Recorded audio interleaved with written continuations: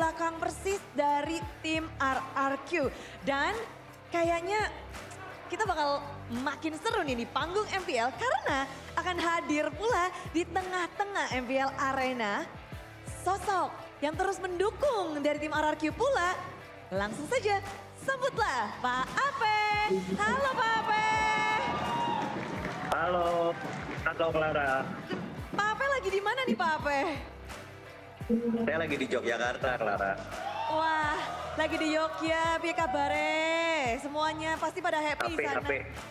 Api. Tapi Pak Ape, season 15. Mantap banget ya Pak Ape ya. Nomor 1, Hal Season Champion pula Pak Ape. Gimana nih tanggapan dari Pak Ape untuk performa tim Rrq? Ya buat saya senang ya, Clara. Senang. Meskipun memang Hal Season Champion itu belum jadi apa-apa ya, karena musimnya itu kan masih berjalan. Jadi semoga timnya tetap konsisten dan semoga bisa tetap di peringkat 1 terus nanti sampai playoff. Amin. Amin, doanya terus tentunya ya. Semua mengharapkan yang terbaik, tapi season ini menarik banget di mana tim Rrq Pak Ape diisi pemain muda. Muda-muda semua. Ada mungkinkah visi yang bisa dijelaskan kenapa Pak Ape langsung mempercayakan kepada mungkin player-player muda yang sekarang bermain di season 15? Mungkin saya ngebentuk saya udah mulai coba bentuk fondasi baru untuk Rrq 2 sampai 3 tahun yang akan datang. Jadi investasi yang saya lakukan juga bukan tanpa perhitungan yang matang ya. Jadi penuh kalkulasi, penuh persiapan, dan semoga visi misi untuk generasi muda ini bisa berjalan lancar lah sampai 2-3 tahun yang akan datang. Wow, plannya 2-3 tahun mendatang, tapi tahun awal aja kayaknya udah cukup baik ya Pak Ape ya? Amin, Clara, amin. Gak nyangka sih, gak nyangka. Gak nyangka, tapi kalau melihat dari Rrq juga seluruh pemainnya, bintang muda, di tempat Bigetron pun demikian nih Koet. Ada Anavel dan juga Vin, 2 player yang baru. Umurnya masih muda, potensinya terlihat besar juga. Kalau dari Koet sendiri, mempercayakan kepada 2 player muda, mungkin ada visi tersendiri dari Koet? Pastinya ekspektasinya bisa juara. Kita berubah terus, anak muda diangkat terus ya, ganti pemain. Pasti dengan alasan pengen juara, rasain sekali di selama 15 season ya. Rasain sekali aja gitu. Itu tujuannya. Ya 15 season. Memang jadi dari season 1 loh kok. Iya, gak usah diingetin Bude. Oke kok, tapi kita mau nginget-nginget bersama di mana regenerasi dari kedua tim ini menarik kalau kita perbincangkan. Kalau ngelihat dari, ada posternya ya, ada posternya di mana tim Rrq dan juga Bigetron memiliki regenerasi dan gold laner ini yang menjadi perbincangan dari era ke era. Koet, mana yang paling berkesan nih Koet? Eman sih, Eman era maksudnya. Eman era. Pada saat berhadapan sama Toy berarti season ini kah? Atau ada season-season lainnya? Berarti dari 13 sampai sekarang? Oh full itu? Full. Kalau dari Pak Ape, ada yang paling berkesan nggak Pak Ape? Buat saya semuanya berkesan ya Clara, karena tiap masa kan ada orangnya, tiap orang pasti ada masanya. Jadi buat saya di setiap masa itu Rrq selalu melahirkan bintang-bintang baru. Jadi buat saya semua mereka semua teras lah. Nggak ada satu gitu Pak Ape yang paling ngena banget nih? Mungkin kalau misalnya satu, mungkin menurut saya zaman era Tuturu ya, karena mereka founder yang membentuk fondasi Rrq sampai kayak sekarang. Oke, apalagi dengan lain-lainnya ya. Ngelihat dari momen-momen yang spesial dari mungkin Pak Ape langsung bisa menjawab di mana regenerasi tuh gimana sih Pak Ape? Kita ngelihat kalau regenerasi tuh seberapa pentingnya sih untuk persiapan sebuah tim. Bukan ke jenjang MPL doang pastinya, namun untuk MSC, M-Series. Seberapa penting sih regenerasi ini Pak Ape? Buat saya penting ya, apapun role-nya, dari manapun negaranya, buat saya regenerasi itu penting. Bigetron juga bisa seperti sekarang karena mereka terus melakukan investasi dengan pemain-pemain barunya. Dan Rrq juga sama gitu loh. Kita terus investasi dengan pemain-pemain muda baru kita, dan ya puji Tuhan alhamdulillah berhasil. Belum dibilang berhasil ya, tapi menunjukkan progres yang signifikan menurut saya. Jadi penting lah untuk MSC ataupun untuk M7, dan kalau nggak ada regenerasi saya pikir akan cukup membahayakan untuk ekosistem e-sports, khususnya Mobile Legends kita sendiri gitu. Untuk menghidupkan, dan kalau melihat dari jawaban Pape, kita juga ingin mendengar dari Koet tentang regenerasi. Dari season pertama nih banyak banget player yang datang dan pergi, yang dimunculkan. Bahkan Koet juga bisa dibilang terkenal dengan investasinya kepada player-player muda. Seberapa penting sih kok membawa player-player atau regenerasi untuk jenjang internasional, khususnya MSC di depan mata dan juga M-Series? Kalau internasional masih terlalu jauh lah Bude, saya pikirin ya. Lokal belum pernah juara juga, fokus lokal dulu. Tapi pemain muda itu penting, buat saya sih lebih ke jaga hausan sebuah tim sih, dengan ada anak muda, pemain senior dicampur biar bersama bisa haus buat juara gitu. Berarti semangat dan spiritnya ya kok ya, yang diangkat. Namun semangat, dan kita bisa ngeliat bahwa semangat dari Bigetron ini kelihatan banget di season 15 ini, menjadi satu-satunya tim yang bisa mengalahkan Rrq. Koet, untung Pape nggak ada di sini ya. Apa, Koet, memecahkan win streak Rrq. Apa tuh tanggapan dari Koet? Mungkin ngelihatnya ada artinya kah ini, ada sesuatu kah dari kemenangan melawan tim Rrq? Hoki Bude. Oke. Canda. Ini berarti pemain-pemain BTR udah makin solid, teamworknya makin bagus. Dan itu lebih dari keluargaan, mereka juga punya cintai buat salah satu pemain-pemainnya, anggota-anggota di tim BTR. Respon Koet pas ngalahin Rrq apa? Seneng. Langsung chat Pak Ape nggak? Enggak sih, tapi ada DM bilang GG. WP gitu. GGWP, tetap ya. Tapi Pak Ape gimana melihat win streak-nya dipecahkan oleh tim Bigetron? Ada makna tersendiri nggak sih untuk Pak Ape bahwa win streak-nya kemenangan yang kayaknya tuh bersih banget, pecah sekali sama tim Bigetron?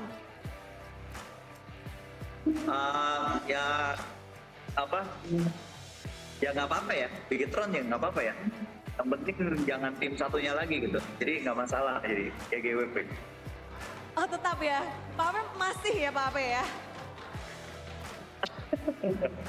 Kita tahu ya, memang ya gitu, jadi ya memang pantas lah BTR.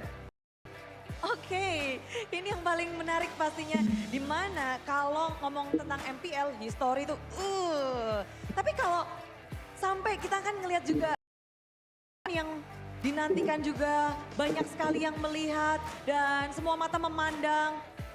Player pun euforianya sampai berasa, Vin sampai langsung selebrasi. Pape gimana Pape? Tim berarti kan untuk memenangkan Rrq sesusah itu. Lihat selebrasi dari Vin, Pape gimana responnya? Ya nggak apa-apa, ya bebas. Jadi wajar aja ya, maksudnya buat seru-seruan aja kan itu kan. Saya pikir player-playernya juga saling respect kok, karena memang nggak pernah ada masalah sama Bigetron dari dulu. Sohib dari dulu dan berekspresif gitu.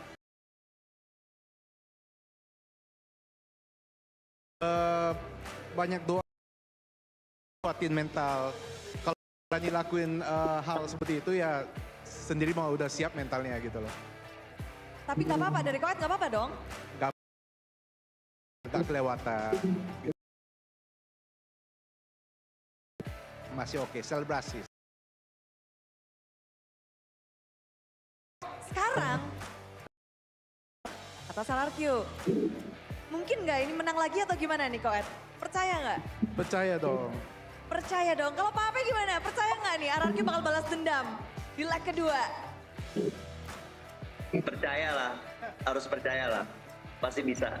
Dua-duanya saling percaya. Saling percaya. Oke, tapi penasaran. Ini biasa ada sesuatu nih. Kalau Pak Ape dan Koet sudah bersatu, sekarang Bude penasaran apakah ada ingin saling men-challenge satu sama lain? Kalau Koet menang, Boleh? dan Pak Ape menang, bagaimana Koet? Pak Ape rambutnya warna merah. Weh. Canda. Kayaknya gini aja. Profile picture di IG 3 hari ganti ke foto saya. Kayaknya ini ya, benar ya? Oke, Pak Ape gimana Pak Ape? Boleh. Boleh, deal ya? Kalau udah ditantang, saya nggak bisa mundur, Bu deh. Oke. Semua jadi saksi, Superfan sudah siap, Superfan sudah juga tahu. Jadi mungkin ada kata-kata terakhir, Koet buat Pak Ape. Kata-kata terakhir untuk Pak Ape. Pak Ape siap-siap profile picture-nya jadi muka saya. Pak Ape untuk Koet. Boleh. Saya siapin sekarang ya. Sekian dan oke, terima kasih ya Pak Ape. Salam buat semuanya yang ada di Jogja. Dan MPL Arena juga ramai banget menyambut Pak Ape. Terima kasih Pak Ape. Thank you Kingdom di MPL Arena. Thank you. Dan tentu saja kita harus mengucapkan terima kasih sebesar-besarnya MPL Arena di panggung ini. Telah hadir Koet yang biasanya di ruangan player dan sekarang sudah hadir di sini. Kasih tepuk tangan untuk Koet. Terima kasih Koet. Semuanya langsung heboh ngelihat Pak Ape dan Koet karena kita tahu dua CEO ini memang sangat menarik kalau lagi ngobrol. Semuanya nge-hype, semuanya ingin juga hasil yang terbaik untuk timnya masing-masing. Namun kita boleh ingat bahwa ini adalah leg kedua. Di mana match mereka yang kedua, mereka harus menghadapi satu sama lain. Kalau kita ngebahas tentang histori, tentunya mereka membawa histori yang sangat panjang. Dan bahkan kalau Bigetron sendiri dari season 1 hingga season ini mereka berjuang. Rrq pun menjadi tim yang penuh dengan sejarah. Namun di sini kita juga boleh ingatkan bahwa MPL Indonesia season 15 powered by Muntuk, supported by PBSI, official turnamen smartphone, Galaxy. Dan kita juga official dari e-wallet GoPay, official sponsor Head and Shoulder, official coffee partner Good Day. Dan kita juga punya partner ini sports, ada Telkomsel, Dunia Games dan IndiHome. Dan juga kita punya advertiser Kacang Sukro dan Hawkband. Tak lupa support kita RSV Helm. Dukung acara hari ini pastinya juga ditambah lagi di MPL Arena. Poster-poster sudah banyak. Namun kita boleh lihat tuh di situ. Apa tuh? Dari Kingdom punya apa tuh? Kingdom semangatnya mana? Perhatian, waspada, posko, kawasan. Wow. Mas, bagaimana nih? Rasa hawa-hawa dari Bigetron Mlbb. Di sini begitu ramai untuk menyaksikan hari ini. Bagi Rrq dan Bigetron akan berhadapan satu sama lain. Mari kita sambut, inilah dia leg kedua dari Bigetron dan juga Rrq.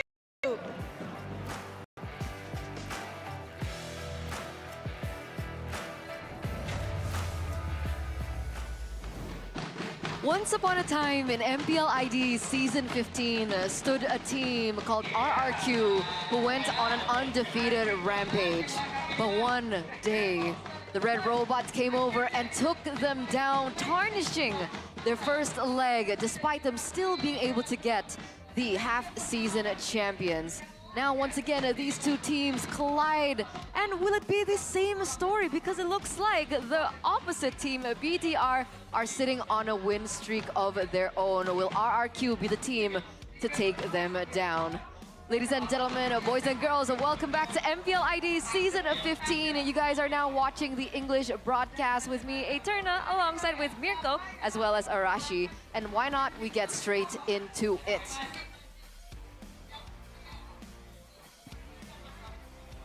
Ah, I see. Once friends, now foes for this upcoming matchup. What do you guys think back at home? Do you think it's going to be BTR to take this? Or do you think it's going to be an RRQ victory? And on that note, we do have another question for you guys as well. Can the King avenge their leg to defeat against the robots? Because remember, it wasn't only a 2-1 victory, it was 2-0. So what do you guys think? Do you think A, BTR is the kryptonite of RRQ? Do you think B, we need more proof? Or C, RRQ will dominate in leg number 2? A. A. A? You say A too? No, I'm like, A, it's C. What about you? B. B. So we're 1 point each for ABC. You guys get to be the ABC. decider. But you know, history has it here. I mean, like number 1, it was a 2-0, Rashi. And we caught you with the Masha. We caught you with the Ruby Gold. Right. Yep. Yes, you did. It's a different time, though. It's a different situation altogether. And, you know, it's kind of poetic. If RRQ actually wins here, when they do win here, they're going to end up Bigetron's own win streak. So I'm looking forward to that. That's true. That's true. BTR 3 times so far coming into leg number 2. And that was after they all dyed their hair red. Yep. But, you know, this is RRQ's first game or first match as well into leg number 2. So we haven't really seen how RRQ has adapted and how they've been looking, especially coming to week number 6. But knowing RRQ, right? This is a team that so far doesn't really get loose during inactivity. So I fully expect that they're going to come in a lot more prepared than before, especially when there's, you know, a bit of history here. There's a bit of drama going on. I think this is one of the matches where we're going to see them go full blast. Oh, we gotta tell the viewers as well. All right, tell them. Just in case they don't speak Indonesian. Okay. In that previous interview with Ko Ed Oh, and man. Pa Ape, the CEOs of both teams, My they goats. made a... Can we say bet? Yeah. They made a bet. A wager. They made a wager. If BTR wins, Pa Ape will have to put on Ko Ed's picture as his DP on Instagram and vice For 3 versa. days. For I'm 3 assuming. days. For 3 days. 3 days. What about this, though? It's getting spicy. It's getting spicy. Oh. Let's see. Whoa. 47% Bigetron is the kryptonite of RRQ. What? 47%? No, Rashi. No. I mean, those are bold predictions right there. I thought at least you're going to see more on B, but I guess people are that convinced, so only time will tell, my friend. Only time will tell. But I got a good feeling God. about today. I mean, it does make sense, right? So far, RRQ has been looking a little shaky, you know, after their golden run, even through to SBS. There was a slight dip to their performance. And one of the reasons was starting from that loss against BTR, honestly. And I think one of the largest X factors to that was Finn in BTR replacing Light. And it seemed like he was able to have like this calm presence over the team, that leadership over the team that eventually gave them that win against RRQ. He's definitely on the watch list. He's shown that he has good awareness when it comes to maneuvers around the Lanadon. And I guess against RRQ, a team that really preys on your, you know, your blind spots almost, right? They look at where your weaknesses are and target it. A player like Finn would be pretty good. And we're seeing some of the highlights right here. He can actually be aggressive. He can be defensive as well. So he's showing good flexibility. And technically, he's no longer a rookie per se. He's a player with a good deal of experience under his belt. This comeback was ridiculous, right? Up against EVOS Yeah. during the NBA week. Really, I think a buzzer beater for sure. That the way that they were able to do it, there was a lure too. EVOS really wanted to get the win, but then them just standing very calm, composed, able to make that comeback happen with Emma on the Moskov. And his signal was amazing, right? My question now is it going to be Finn all throughout MPL Indonesia Scene 15 now after Finn's performance, or will it still be a mix of Finn and Light? Will Light still show up here up against RRQ, or is it just an obvious answer now that Finn will be playing? I think it should be Finn, Yeah. right? Wait, well, technically we don't know. Like Right. maybe during practices or maybe during scrims, Light has been able to step up to that leadership, quote-unquote, form. Whoa. But, Eman's just full gold now. That's not red. Hey, is that a sign? Is that a sign, bro? Is that a sign? Last time someone went from black to white, from color to white, they became the main character, yo. They were the main character, yo. That's Ken Kaneki for you, brother, man. Eman, time to crack those fingers, bro. Right, but you know, is that main character a team player though? That's the question, man. Is the red fading out? That's a big question, man. Oh, we'll see, because it looks like the red robots and the red-haired meta are ready. Oh! What? That's lights in the room. No Finn this time around. That's a huge shakeup, and that's the big change that we're going to be seeing against Rrq today. No Finn, the man that has just been, to a lot of people, the final piece of the puzzle for this all-star lineup of the red robots. But today, they deployed the man that the rest of the team will have to follow. It's light shining bright today for Bigetron Esports. Trying to finally shut the haters down. Tell them that we are indeed gonna go on a 4-on win streak. Gonna continue to be the kryptonite of one of the more dominant teams in the league. That's Bigetron, man. And they always have an aura of confidence around them. Confidence. That's what Rrq needs right now, as they are now ready as well to get to their battle stations. Whoa. Up on stage, that's Sutsujin in the jungle, not Hazel. And we're gonna see how exactly they're gonna pan things out. Do they have the strategies to take this team down? Last time it was Hazel. Rrq will also deploy a new member on their team. It will be La Mercenaria Sutsujin, making his way up on stage to lead the kingdom. Rrq Hoshi. Cold as ice, nerves of steel. Sutsujin back at it again, trying to go with an ice-cold performance here. Gonna go for a clean execution to try and take down Bigetron. Get a W back for his team and continue that Season 15 dominance.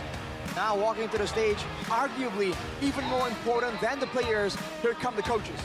The brains behind the bronze. Let's welcome Keskute as well as Coach NMM and Coach Itumax and Theo Nile. Coach Eto Max. Eto Max.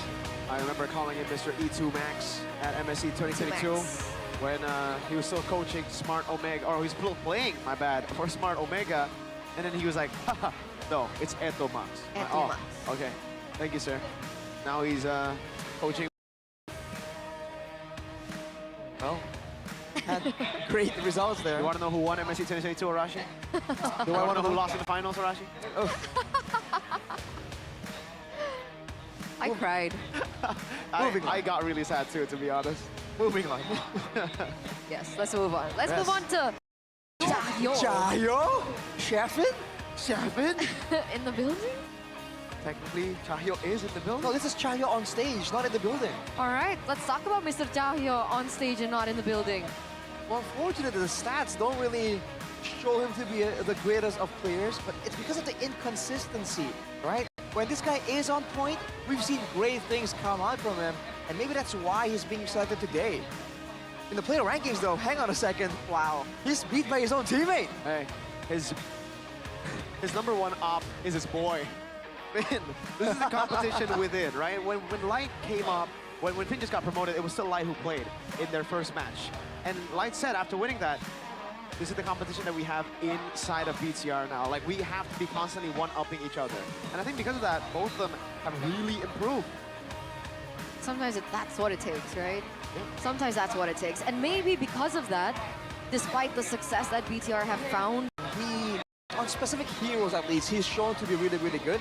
Maybe now he has a wider hero pool that can be used in the drafting phase, especially in a matchup like this. Bigetron against Rrq, dude, the drafting phase is going to be so critical, and any single weakness will be exploited.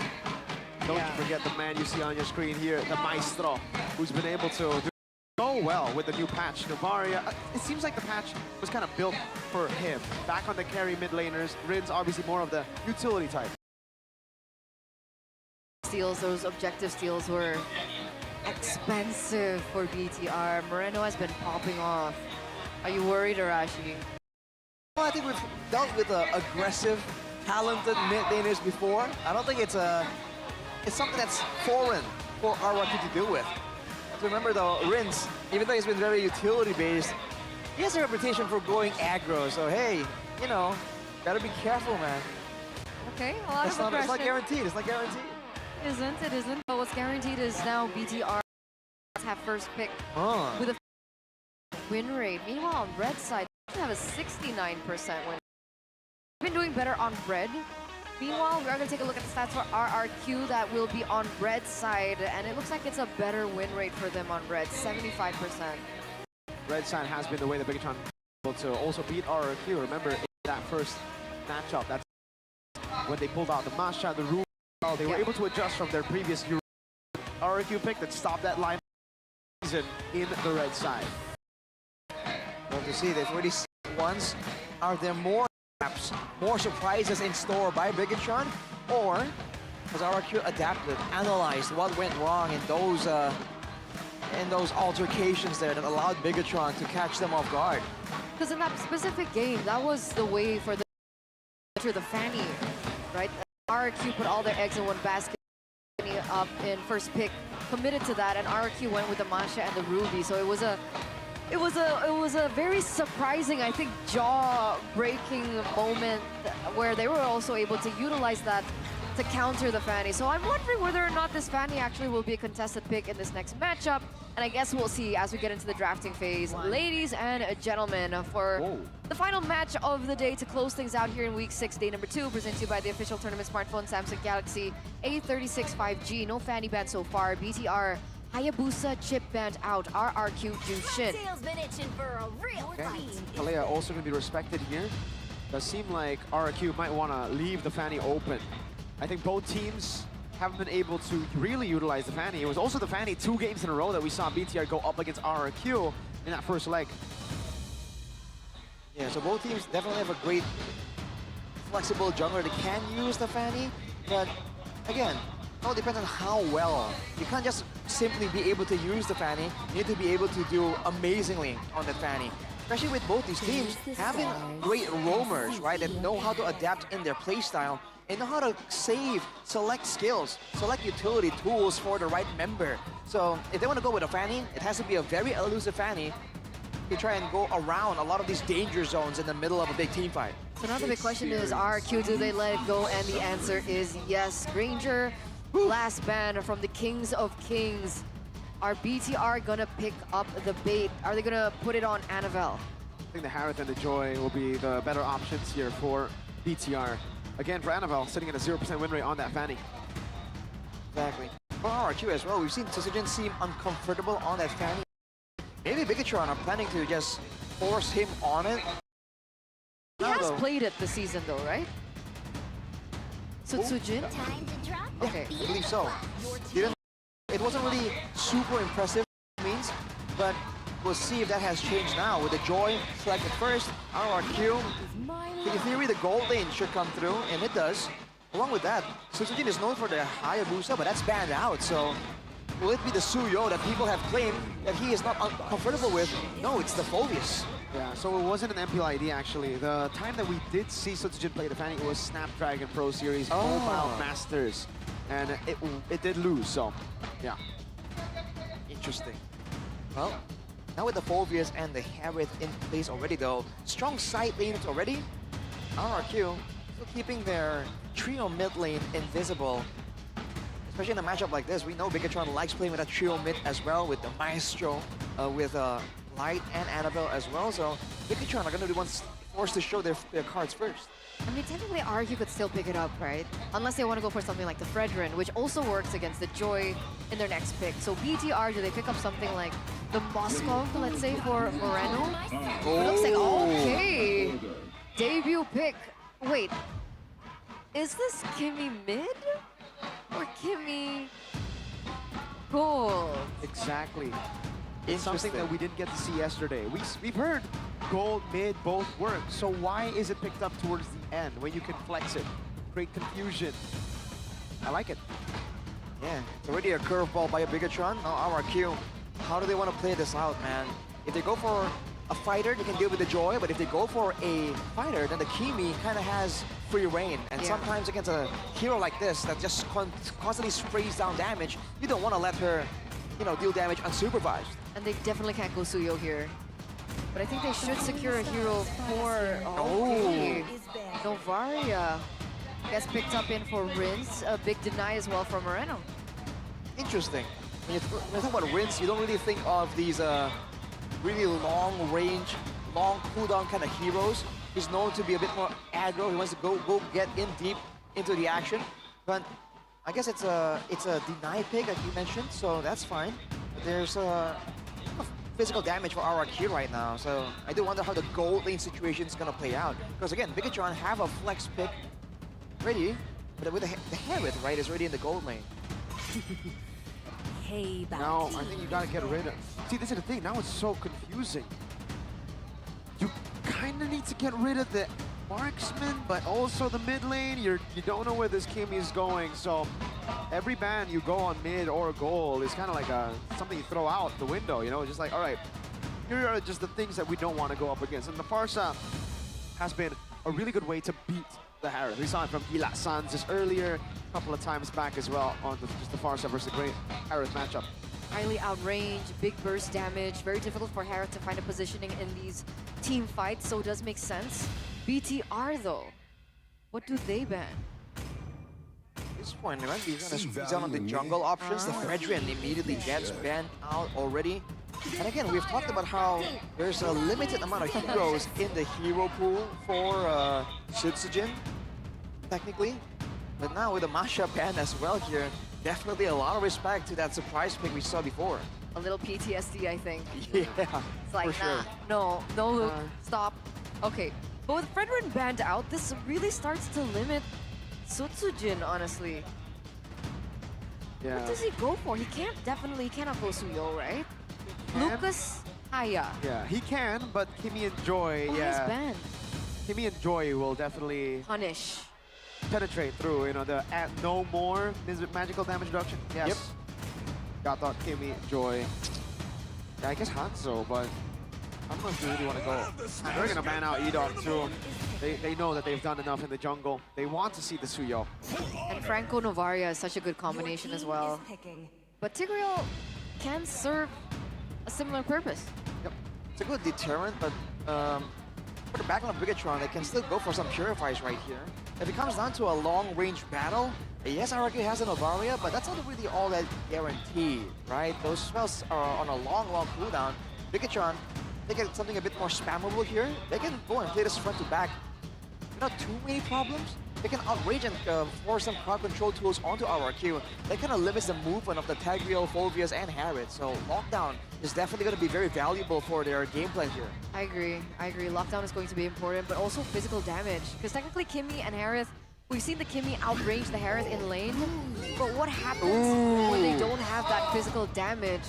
Glue, poor Gluck, by the way, gets locked in. sir. We finally get to see the Glue at play. Oh. And there it is. They put the 1-1 in the gold lane.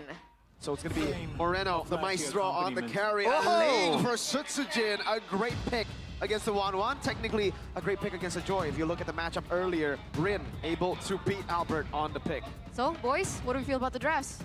I think Rrq has great potential right here. Good wave clear, good three-man roam. And again, if they get going, right, they have mobility tools, and mobility is always great in a team that likes to go for that dance, that cha-cha around the Land of Dawn. What about you, Mirko? Bigetron. That's Bigetron. a GG combo. Got the gotcha glue. That's glue, brother man. That's glue. That's good. That's a signature pick, yes. So things are already getting heated, ladies and gentlemen. Even on the caster desk, the MPL arena are soaring as well for the respective teams. So here it is, ladies and gentlemen. Will Rrq be able to bring and break the win streak that BTR have fought so hard to continue? Or will they be able to find their revenge here? Let's get into the Land of Dawn. Game number 1. Here we go. Tensions are rising here in the arena, man. The fans are definitely ready to see a conclusion.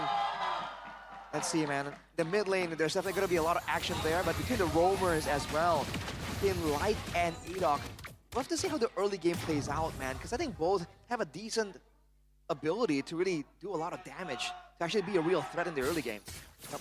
You can see this early game, though, for the 1-1. This is what you can expect. The 1-1 will definitely have a better lane, especially level 1. Very tough for you to all-in or even trade against the 1-1. Luke in the bottom lane with the glue, too. This is going to be a winning lane, so BTR... Oh! Okay, still Annabelle takes it. But BTR definitely have more pressure on all 3 lanes. At least for now. They don't have all the aggressive laners, even though there's good Rrq as well. Kind of requires some more levels to really excel, but look at Sutsujin. I'd get caught there. But no, flies out with the Finch Poise. Still playing very actively, Sutsujin on the map, despite, like Rrq mentioned earlier on, losing all 3 lanes. And I think they're going to put that pressure over onto Eman. Not going to be able to find it just yet. But I thought one of the main ways to kind of make sure that this lane works is to have good lanes. And if they don't, how do they utilize Sutsujin? I mean, they need good lanes, but also lanes they can kind of set up for now. Knight's looking for something right here, and Tori definitely is getting bullied a bit more, but Sutsujin is back. Yeah, that's why Light is just hovering over top. He knows that there's going to be a lot of kill pressure on 1-1, especially when there's a Ling around. Yes, without winning in the lanes, if they have wave clear advantage here, which Rrq do have with the Novaria, you can see right there, there's a chance I can kind of rotate earlier and facilitate Sutsujin. But now in the first turtle, I'm not sure if Rrq wants to try and bank on this big fight right here, especially with the Ling. He's not having a lot of fighting power just yet. Well, he finally hits level 5. He's a little bit behind on Annabelle in terms of that. But you're right, Man. Whole gang to the back, and Man able to pop in the Inspire in time. Sutsujin can take a few shots, actually, of the turret, but they have denied a man of a cannon minion. Now both teams are still dancing on in the turtle pit. Seems like Bigetron are making the move first. They do get it. Pretty small win for Bigetron here in early game. Definitely dictating what objectives, what movements are happening. Rrq, they're still in this with only, they're only down by about 100, 200 gold. It's definitely still pretty much dead even. They had that information, right? That was information given as a green light for them to pick up the neutral objective. And that's what they were able to capitalize over. We're looking at talent prediction in by Gopay, Papulong, and Mr. Miracle Man here, 2-0 for the Red Robots. Apollo's right, 2 times in a row, could be 3. Oh, so you believe in patterns, is what you're saying. I believe in Mr. PP as my goal, Papulong. Mr. Papulong. We'll have to see, man. Will the pattern actually repeat itself? Right now, there's still a lot of tension here. I think every single player in this match right now knows what it means to give up a kill or some control. So they're all just waiting around. Rrq in particular, though, I feel like they have a plan right here because Edok is playing very conservatively, and he is usually the tip of the spear, the guy setting up all of these plays. So I think it's intentional for Rrq to kind of slow this game down a little bit.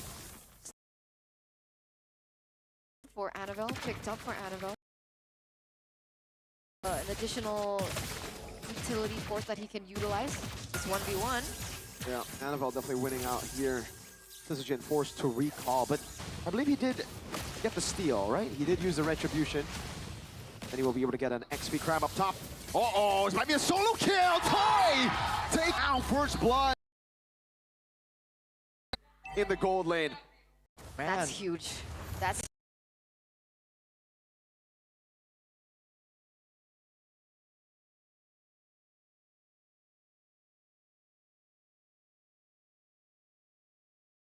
a little bit more to the Red Robots. For sure, first blood is a massive thing, especially with Toy, the player that we have mentioned to have really good laning, but not so good team fighting. But now look at this, whoa, Bigetron. All in over to Dyron, mounted as well. Annabelle already back to try and beat Sutsujin. Kind of go on to Annabelle, who still has going to be very low. Still though, Luke will escape. Just walking away, goes back in, onto Dyron, pops in the slam. No spread just yet, flickers out to safety. Edok leaving to play. Oh, wow, that combo with AOG too. 2-man implosion, Moreno able to purify out of there. Luke gonna be taken down, but Edok won't be able to save Dyron. Annabelle gets 1, that's 2 with Edok taken down by Moreno. All right, so a 1-4-2 trade now, and this is a green light for BTR if they want to look for the neutral objective. Looks like Annabelle's gonna rotate towards the bottom side, pushing the wave first to kind of put Rins in his place. Meanwhile, we are looking at the gold lane. Still going to be able to be dominated by Eman, but he doesn't go for the commit. 1,000 lead for the Red Robots in the first 5. Bigetron right there. Again, they're pretty much winning on every single lane. For Rrq, the fact that Dairon was surviving for so long, they're able to get one more kill traded back for that sequence of events. But still, total, it's 3-2-1 with the 2 neutral objectives for Bigetron. So Rrq definitely getting a bit more concerned about the situation. And they're just forced to play reactively. And it's a weird sight to see, because usually Rrq are the ones who want to dictate that tempo. So what tempo are we waiting for Rrq? Wait a second. Uh-oh. All the weakest points has been popped already, but he will not decide to use the crossbow tank just yet. Fire used in the mid lane. Slam, slam, spread, spread. Luke able to soak in the damage. Moreno just on him now, mounted. Dairon brought back. Luke able to escape.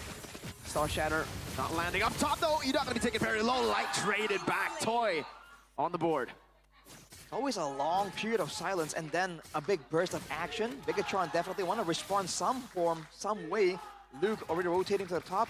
There might be some kind of dive angle. 1v1 in the bottom lane, though 3-level difference. Uh-oh. Sutsujin caught in a tough spot. Won't be able to get this 1v1 down. That 3-level diff a bit too big. Hurting them bad. We're looking at the items already. Only one item, by the way, being taken in by Annabelle, still able to win that 1v1.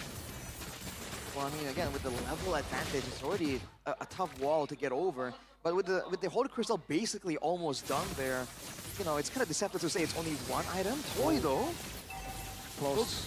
daring to go for some of these trades, definitely bold maneuvers. But now with the next objective coming through, with no purple buff for Sutsujin, what's Rrq's move gonna be? Now it gets really tough. No purple buff. Ow! To add on to the problems, that's a Holy Crystal already done for Annabelle. Traction Pulse as well. Look at the poke. Sutsujin can't friend him up top. Crossbow with Tang. And on the back spot, and Poji coming down as well. Oh! Star Shatter to save Toy's life. Rins from downtown getting that connection. Dairon now putting the stacks on light just to go for the jump. The response from BTR, Turtle down below. Sutsujin will not be able to contest this. Annabelle picks it up. And Sutsujin gets away up top though. Light. All right, just dashes out to safety. Rrq right now playing for the gold lane very heavily, but still, Eman is up by about 200 gold. Ooh. Again, almost another 1v1, almost a solo kill. And Sutsujin's got to be careful, dude. Annabelle has a ton of damage available right now. Wait a second. Sutsujin's going to be walking up here. But Annabelle gets a turret, brings 3 members down, gets some space for the rest of the team up top. Playing with fire, but when you're that good, you can. That was really close, though. That was really close, especially you don't want to get taken down right before this Lord marches down. Still unattended so far. Looks like Luke is there to accompany it. They're going to be able to get some damage onto the mid lane here. That tower falls. 1v1 again? Yeah. Implosion connecting onto Eman. He's able to...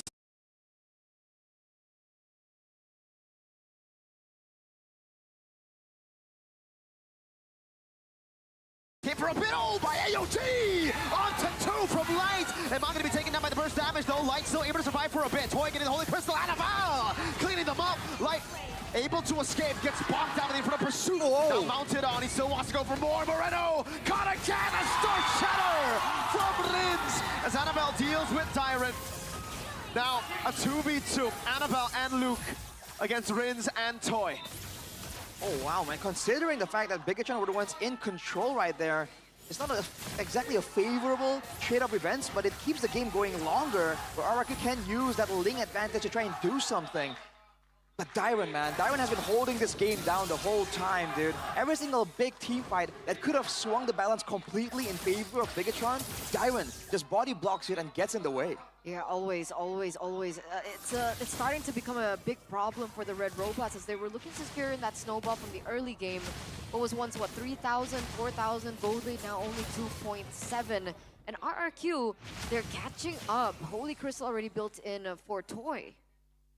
Enoch. Ooh, whoa, shove, implosion. Luke, can he spread? Oh, but they come out to safety, the spread as well. Star Shatter not locking them down. Luke gonna be taken down by the front pursuit as the man walks up as well. Moreno jumped on one more time. Dyron unable to go for the last shot there, and it will be a kill back. Dyron for Luke, both XPs down. Unfortunately, man, for RRQ, the moment Dyron commits and says it's time to go in, he can't really back out of that engagement. So he's been able to find something, trade back at least, or zone the rest of Bigetron. But that's only for now, right? With more damage built up for Bigetron, Dyron. Whoa, wait a No minute. way. Ridiculous damage, good shove to Peel. Can Toy survive this? Annabelle walking back and forth, oh my damage! Sutsujin gonna be able to go for the re-engage now with the Astro Echo landing. Oh, that's a kill back. Shut down as Rins gets the snipe, and it's on to the man with a bounty. A mini wave down below though will take the base turret down. Housekeeping for RRQ. Housekeeping is still going to be important, and the fact that they did not focus on that. They sure got the shutdown onto Annabelle, but they lose an inhibitor turret forward, and unfortunately for them, it's on the opposite side of the map. You want to blitz this without Annabelle in the midst. It'll be tough. Luke though, on Toy he goes, trying to put on the stacks to go for the mount, but he will not be able to get it in time. He'll go onto Enoch instead, and gets bursted down by Toy. What do? Conceal, use up. Iman looking for the play right now. That should be. Oh! How has he stolen that? Live buying some time. Look at him out in the back, looking at the crossbow attack, but gets bursted down in single vision. His Toy flickers forward. Iman gets the crossbow attack. Enoch low, traction pulse, locks him down. Annabelle gets a solo. How? Moreno with the steal, Iman with the winning fight, Dyron with a desperate play, but it won't be enough. BTR are going to go for the base. Unlucky.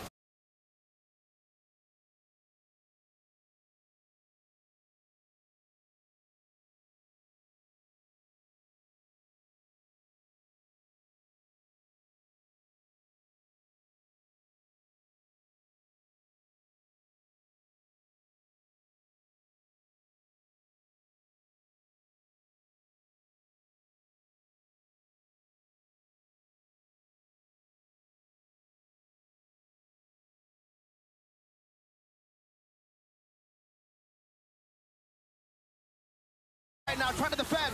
Another base turret falls up top. Lord taken down. BTR want to play one more. And they can afford to do so. Turrets down, all the control in the world right now. Luke, though, tries to find some. A mount down. Look at wait. So it's into the back with Tempest Blaze as well. By some timers. The Force is G. Not locking anyone.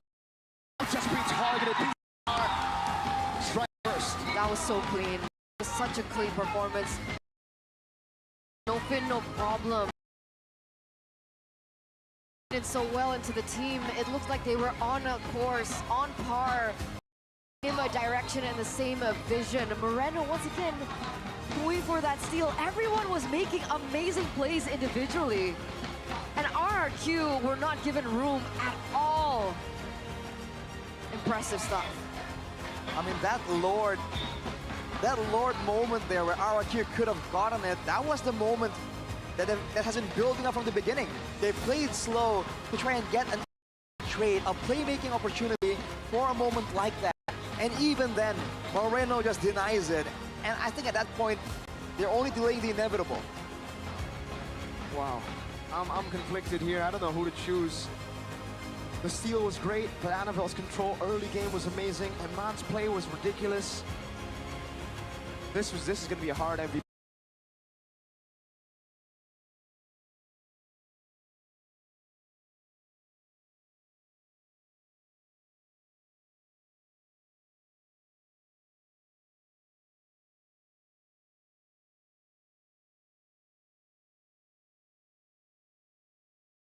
Peace out, guys. Wow, that was amazing. What happened? I want to see the replay again. How did Moreno steal it without the Novaria? He stole it with a Kimmy. That's why. Those are like, it's not a boom, And you know? Suzuki was in the air. He was using a Tempest of Blades, so you would think. But with the Tempest of Blade, you can still retreat. Exactly. So like you would think that he wouldn't be under a lot of pressure, but yet a Kimi damage got it.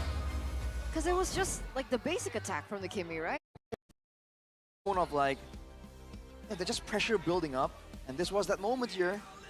Oh my lord, it was a Oh. miscalculated retreat. That's it. It was. I thought, oh man. Oh, by the way, as a 1-1 player, beautiful stuff. I had to just Eman it out, you know? Yeah. Basically 1v3 right there. Eman showing again that mobility, right?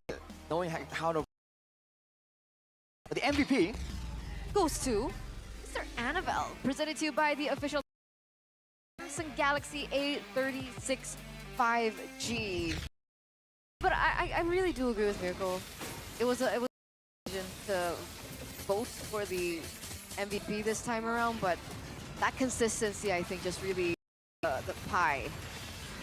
So well played. The consistency from the start. And again, guys, the big moment was Moreno. The big moment was Eman. Annabelle Yeah. did get caught, yes. But the early lead was 100%, not 100, but a lot of it was on Annabelle. He was the one really making it work, getting turrets down below, Yeah. taking everyone's attention away from the team. Wow. That's really good.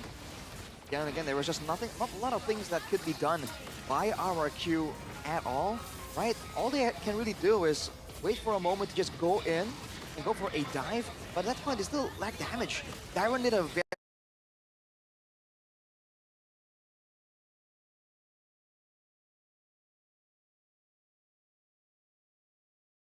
very respectable attempt right here.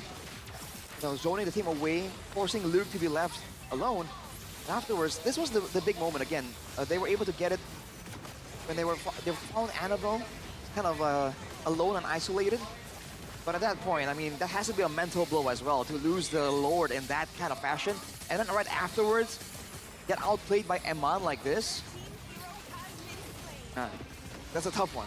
Because like they were already on the way back to the base, but they saw Eman alone. And Yeah. in a 3v1 situation, you'd be like, sure, of course we can take him down before they go for the push, and that would give Rrq more of time and an advantage to take the game. But Eman's outplay was really just, Yeah. so good. I gotta say as well, though, that I gotta give props to the team for knowing, or maybe for Eman for communicating the fact that this is a pet peeve of mine. A counter to 1-1 is your own team sometimes. When your teammate kills someone before you can use that crossbow attack, it stops the 1-1 from being useful. Right. That's why, well, usually, Octa, I think Highs as well, Sky Piercer is an item you would go for on Kimi. But in this game, because they had a 1-1, they decided no Sky Piercer. We want Eman to pop the crossbow attack. We want that crossbow attack to transfer. Interesting.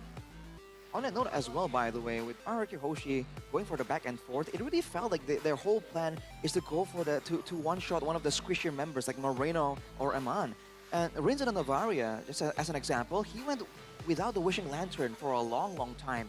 Usually we see Novarias go for like second or third item Wishing Lantern, but in this game he went with the Lightning Truncheon into a Glowing Wand and then Divine Glaive before he even started working onto that Wishing Lantern.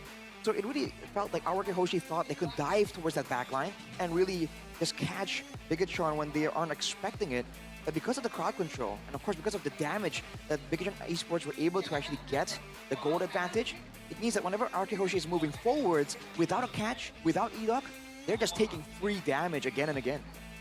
And they can't do that, man. It's really tough for Rrq because, like Eterna mentioned, when you have a lane, you kind of want kill pressure. You want to have winning lane so that you could get value from the lane. And I think we saw that from Alter Ego, right? I mean, let me go back and see. They had a Harith up against a Granger. So that's not like a crazy winning lane. But then I take a look at the XP lane, and it was Lucas. Yeah, Lucas against the Badang. So it was just more active, I would say. I think it was the mid lane, Kalea Salina. There you go. Kalea Salina was the pick in the mid lane to enable the lane in game one, match one, Alter Ego Evos. And without that, you could see that the lane really struggled. It was just farming and then escaping with Tempest of Blades. I wonder if they thought that they wanted to go with aggressive side lane pressure, which is off with the Phobias and right? And in theory, those are think about these new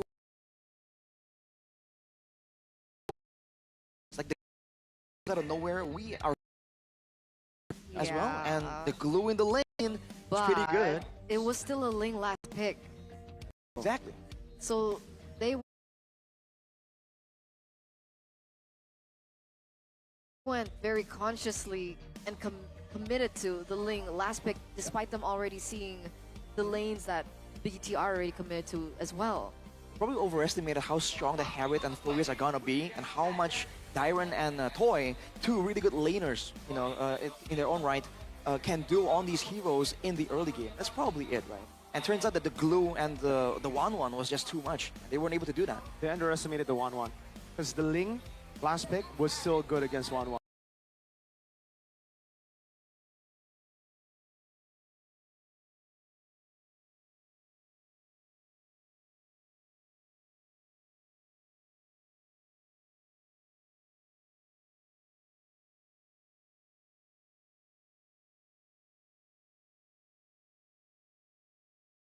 One gets obliterated by Ling early, but the fact that we gotta give props to 1-1 obviously, but light.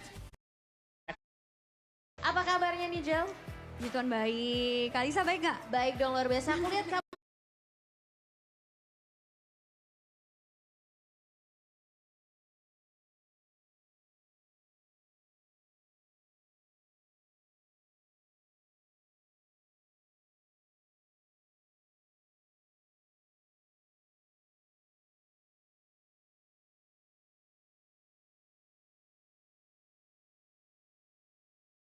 sibuk banget nih habis roadshow keliling-keliling nih ya bersama Benar. Kingdom dari seluruh Indonesia nih kayaknya. Benar, karena kita ada keliling-keliling, RRQ keliling kota, samperin para kingdom di setiap wilayah di Indonesia. Wow. Para player tuh. Terus yang kedua, nama kalian tuh bisa disebut tuh, karena warna kalian kan pasti warnanya hijau. Di live, waktu mereka lagi nge-live gitu kan, disebut sama player-player. Habis itu ditambah setiap selesai match gini nih, ada live match khusus para member player kalau habis selesai sih mereka kayak gitu. Banget dan pastinya banyak banget ya benefit yang bisa didapatkan kalau membeli membershipnya tadi, subscriptionnya. Benar, apalagi kalian bisa lihat player-player kayak Sosojin Acu, Acu, Dairen Acu, pokoknya semua yang Acu-Acu deh di RRQ bisa nonton.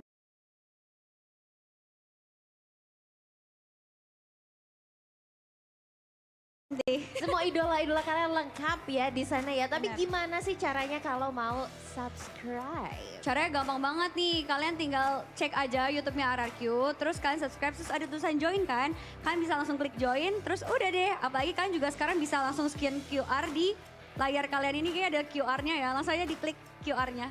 Yes, langsung aja bisa di-scan QR-nya yang ada di bawah sini ya. Pastinya untuk subscription dari tim RRQ. Dan pastinya kalau kita nonton match kali ini nih, match yang dimenangkan game pertama oleh Bigetron nih, sayang sekali. Menurut kamu gimana nih prediksinya? Apakah kira-kira RRQ bisa menang hari ini?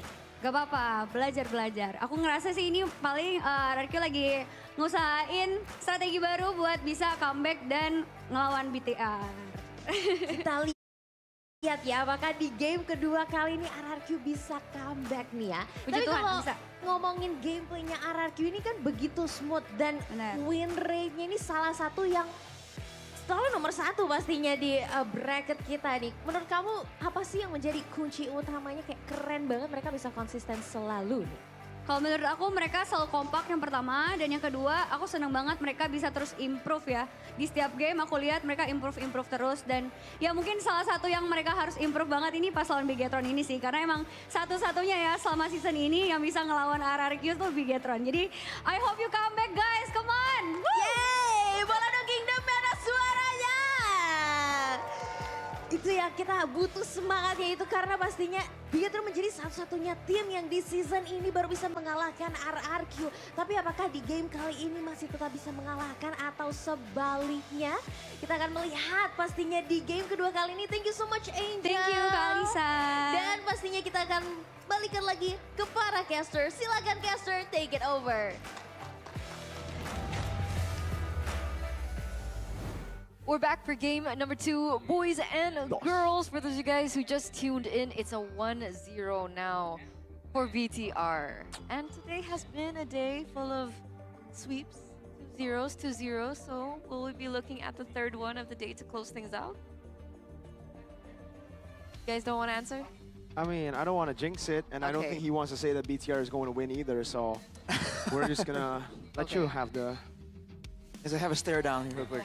Okay, we'll just chill and maybe talk about Telkomsel, because don't let lag cause you to lose ranks, all right? Ew. Enjoy a seamless gaming experience with Indie Home Packet G2 One, offering fast and stable internet, and you guys can get speeds of up to 100 Mbps for just 37K IDR. That's 37K IDR, all right? So what are you waiting for? Go ahead and subscribe now via the My Telkomsel app, or you guys can check it out at tcell.id/nacional.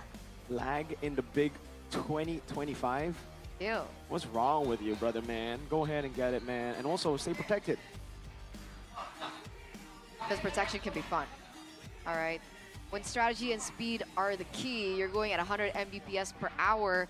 Focus and protection are everything, both in the game as well as on the road. So get your hands on the exclusive collaboration between RSV helmet as well as MPL, because for every helmet, there's a specific design for all the MPL teams. Isn't that super cool? So if you're a fan of BTR, there's an RSV BTR helmet. I actually checked. They don't have a BTR one. They don't? I was like, yo, I'm gonna buy it because I saw Beloyski post about the Geek Fam Geek one. one? I was like, wait, I gotta check this out. They don't. They have an Onyx one, an Alter Ego one, a Geek Fam one. Maybe the BTR one is sold out. Who knows? But Maybe. I didn't see it in the store, unfortunately. So why don't you guys check it out for yourselves, okay? Check it out on your favorite marketplace. You can get it at the RSV Helmet official marketplace. Arashi, is there an RQ one? I haven't seen it though. If there was, I wouldn't purchase it either because I don't drive a motorcycle, unfortunately. But if I did, right? Just have it. Huh? Just have it. Yeah, we should just wear it on desk, bro. Yeah. Are we allowed to? Yeah. I think so. Yeah. You don't ask for permission, Arashi. You Just say sorry. You Yeah. apologize for doing it. You know who I learned that from? LaFell, The greatest talent. greatest talent. Right. RRQ first pick this time Wow. though, so already a change. And man, again, the fashion in which they lost, where they were unable to get any momentum going, that certainly is a concerning factor here if you're the coaching staff or the fan of RRQ right now. Yeah. And it's so weird because losing every single lane in the drafts with Keskute, Yeah. I was talking about this with that's Arashi. so weird. That was the first time that I actually saw, Keskute lose out in the draft completely. Like, yes, there were some win conditions, but it all kind of felt forced. And the 1-1 pick to end things off against the TIG was amazing. The Kimmy Flex was amazing.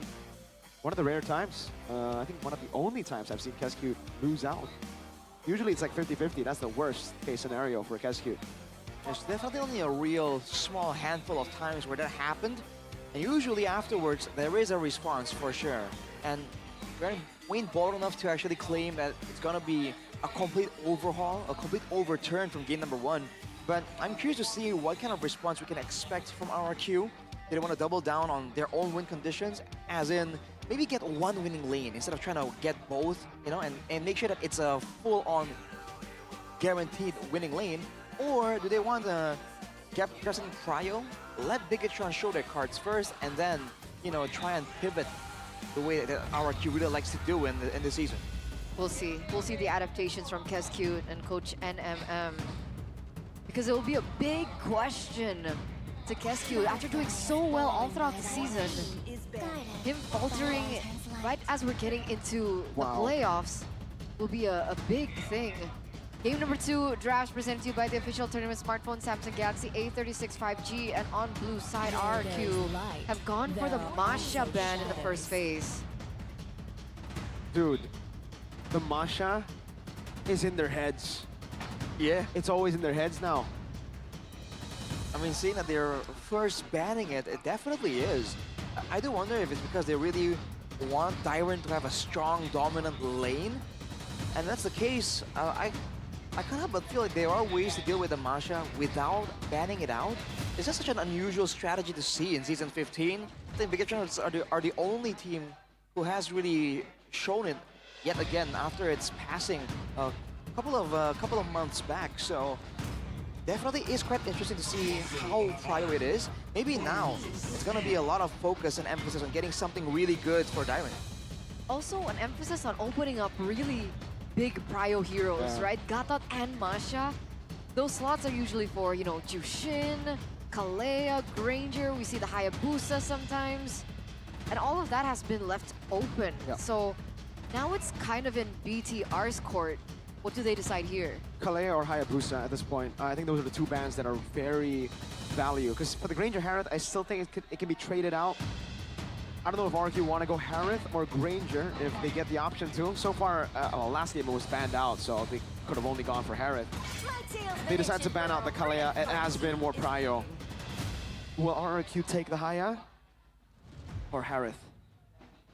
That's the question here, especially with Toy already notified on the Harith Joy. earlier. They go for the Joy, actually. All right, now Bigetron has the chance to have their pick from the selection. Harith first, immediately the hands of Eman. Definitely a bit of a concern there. Along with that, what do they want to show first? If they want to fight the Joy, they can still have the option to pick up the Fredrin here. And Annabelle plays Fredrin. I think they can save it though. There's no reason Yeah, for them for to sure. rush. So maybe a mid laner again could be. They could still go Cho. An early Cho for light has been a pretty good option in the past. But if not, maybe they just go Novaria. Do they go Kimmy? They go Glue. Go for Flex again? The Kimmy won't be Flex anymore because they already have a Harith. Oh, true. no go Valen. The Maestro getting his hands on a pick that we've seen just Mr. Gila do really well on earlier today. Interesting to see the Valentina resurge like this. For the longest time, the Valentina is a bit more of a situational pick and afterthought. Now he's gonna back in the picture for Rrq. Oh, the Hylas? Most likely for, I mean, whichever player it goes to, Dairon or Edok, I think we can all agree that we are expecting something a bit more dynamic, something a bit more playmaking heavy. But it's gonna be the Hylas for them, so they have the chase potential for sure. I don't think Edog has picked up the Hylos this season. Yeah, it's been Dairon. You really want Edok on a playmaker. But maybe even Gata we've seen, but there you go, as a Farsa up against the Harith. Oh, into the Valentina. Yeah. Interesting. So, airstrikes can be taken away, so can the Glorious Pathway. So, again, sets up for the situation where if Bigetron starts getting any momentum, you know, Bigetron themselves can use the Glorious Pathway and guarantee some really good chase potential. So it seems like, again, laning becomes something that's such a prior right now, and both teams are kind of trying their best to hide almost what they have. The Hayabusa, though, falls into the hands of Bigetron, not Rrq. Yep. That's definitely... I don't know if that's something that Keskute has taken into consideration, has counted on. Yeah, I think it was either the Haya or the Fredrin, right? We were talking about it. They decided to go on the Hayabusa, a bit more damage to play with, and they kind of need a physical damage hero here. If they don't pick it up, Haya's going to be banned out, maybe even the Hanzo, and then they'll be stuck on just Magical with a tank in the jungle. Not really the best against this kind of comp with the Hylos already. So now entering the second phase, it looks like BTR have opted to go to the Moskov ban, denying that away from Toy. But even when they had that macro advantage, it wasn't put to great use at game number 1 with the Ling. The Moskov maybe would have been a different thing. But right now as well, with the Moskov ban out, then Rrq has no real laner that can kind of kite back reliably and self-peel reliably against these assassins. And a lot of these gold laners can kind of dive through aggressively towards him. I think they gotta ban Glue, right? Rrq, they kind of have to ban Glue. The Glue is still a very good choice. There's no Faramis on the other side. Farce is already revealed. Yeah. And there's a Hylos. Like, Glue notoriously does amazing against the Hylos. Is there an option for RQ to pick up Franco? Franco Farsa? There definitely is, but do you want to go Franco and give away a bloody hunt to Valen when you have a Joy? Yeah, that becomes another concern of their own here. Because of the Valentina, now this Harriet and the Hayabusa can have a great time.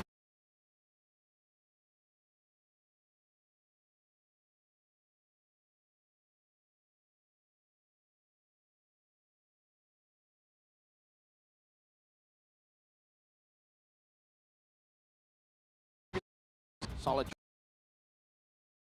The last pick, I believe, here with Valentina, the Hilda as well taken away. Rrq, they take it for themselves first, denying it away from BTR. But that'll be tough because, again, you're giving an implosion to Valentina. And it's Moreno on the Valentina as well. Oh, this is tough. BTR, again, I think have done a very good job at setting up for this. Even despite Rrq's emphasis on Rome, Gatot, Badang, Cho, they're really targeting Chahyo, Light. And we saw what he was able to do there, not just by playmaking, but by smart maneuvers around the map. Final 2 cards for Rrq. The Franco indeed comes through, along with the Granger. So it's a long-range type of strategy. It's a burst pickup kind of strategy. And for Bigetron, they have one reliable frontliner. Do they want to get some more? Tigreal or Kufra?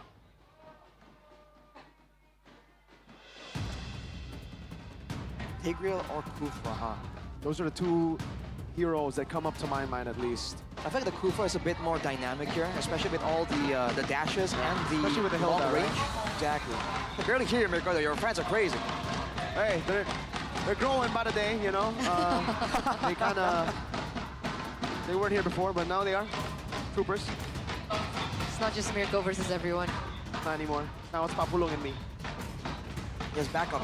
So, it's gonna be the Tigreal? Oh, Jawhead. Oh, I thought Tigreal or Kufra, they're thinking more just one dude. They don't want to go AoE. What the hell with Valentina? I mean, there's a lot of burst damage with the Hilda as well. At least in the early game, that EXP Roam combo is going to be dangerous.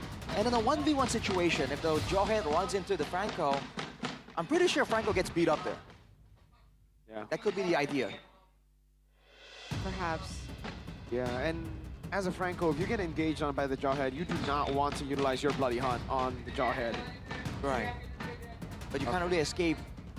And you have no reliable escape tools anyway, so Yeah. the scouting game is going to be quite interesting to see here.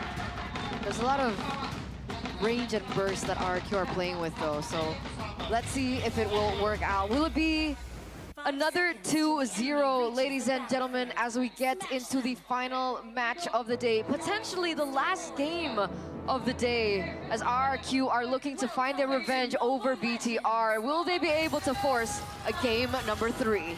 Let's see, ladies and gentlemen, possible clean sweep here. We got the Hayabusa, Kakashi, the new skin, and Rrq. Remember, they are far off from first place compared to anyone else, so losing would be pretty big for them.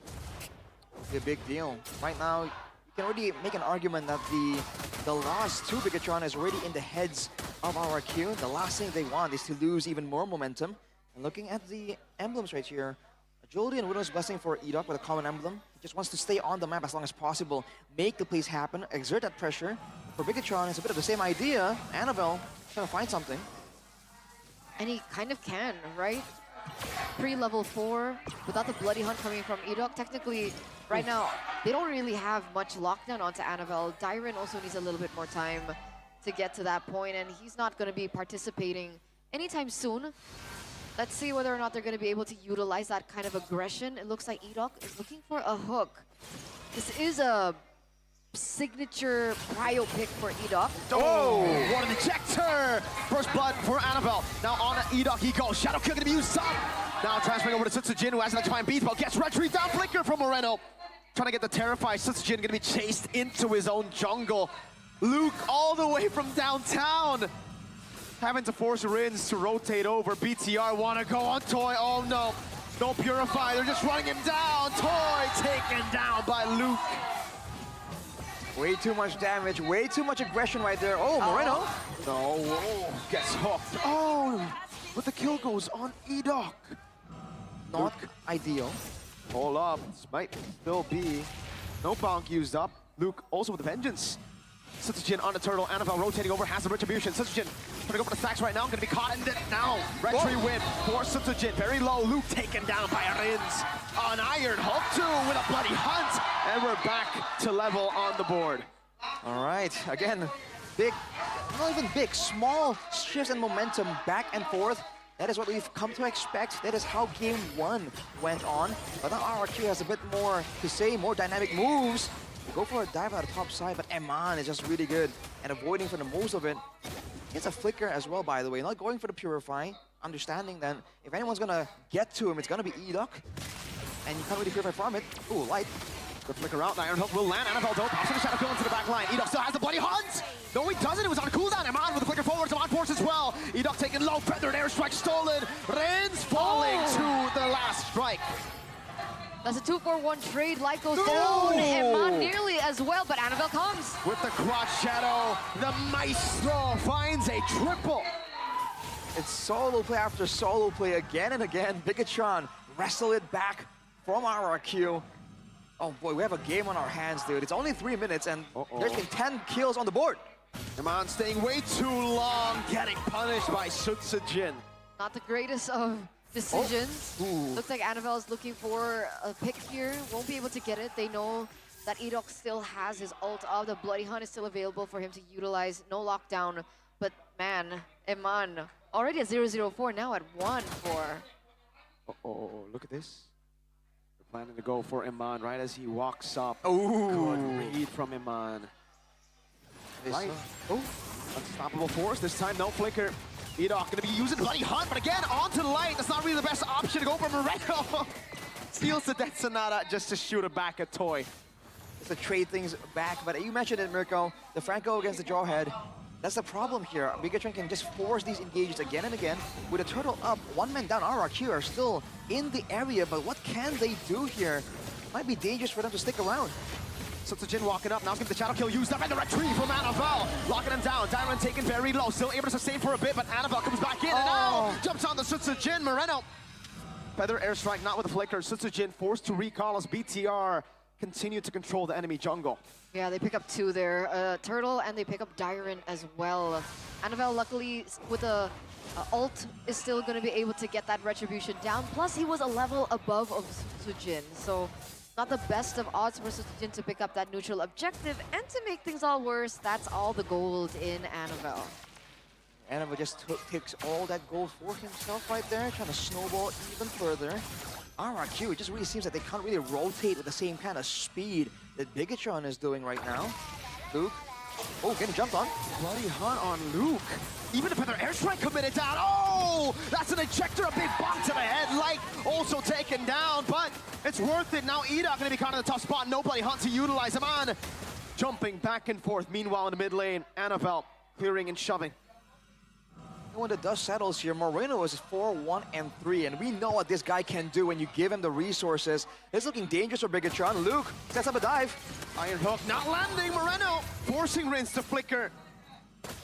Dyron walks up, has the glorious pathway, will be able to utilize it. Luke pops in a vengeance to escape. No Death Sonata, lock him down. Edok looking for a hook, but will not be able to find it now as Dyron gets chunked really low. But the airstrike as Sutsujin dives into the back line. It's going to be Eman jumping back and forth with it. Good ejector, Eman with the flicker. Eman constantly dashing. Luke with a gamble that does not pay off. Rins takes him down. Yeah, BTR looking a little bit overhyped here. They do have space and has given space for Annabelle to put some damage onto the mid-side turret, but it still stands. It doesn't get traded back. That was a 2-for-1 in favor of Rrq. That's a tough situation right here. Rrq, they're forced to try and deal with the push coming in, the objectives coming in through for Annabelle, and at the same time they do so, then the lanes just kept getting dove. So right there, they allowed Annabelle the free reign just to ensure that they do come out on top, but overall, it's still a 2k gold lead for Bigetron. And these hooks from Edok hasn't really been landing, dude. He's jumped on. Ejector flicker with the ensemble force. Edok going to be taken very low. Has the Blade Hunt and also that.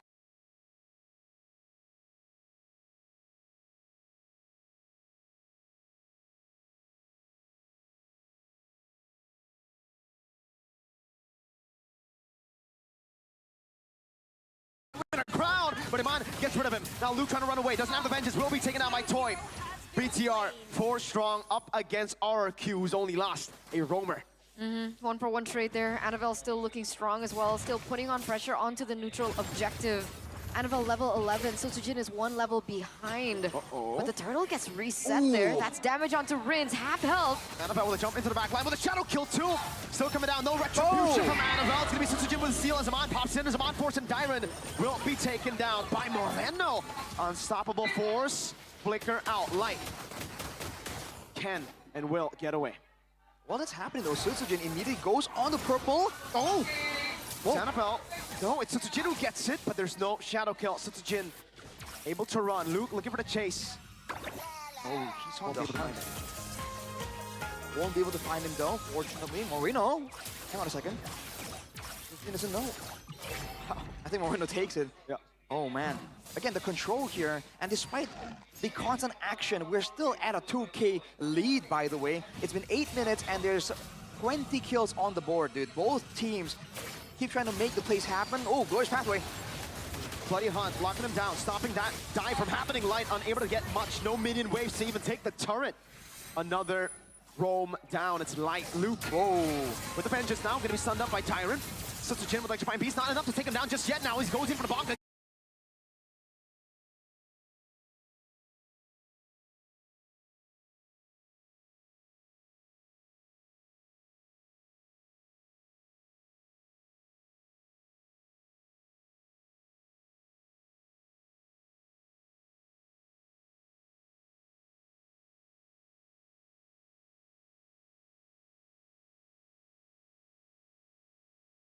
Get ejected, Rins doesn't have the feather airstrike. Eman needs to run. Oh! A flicker out from Light.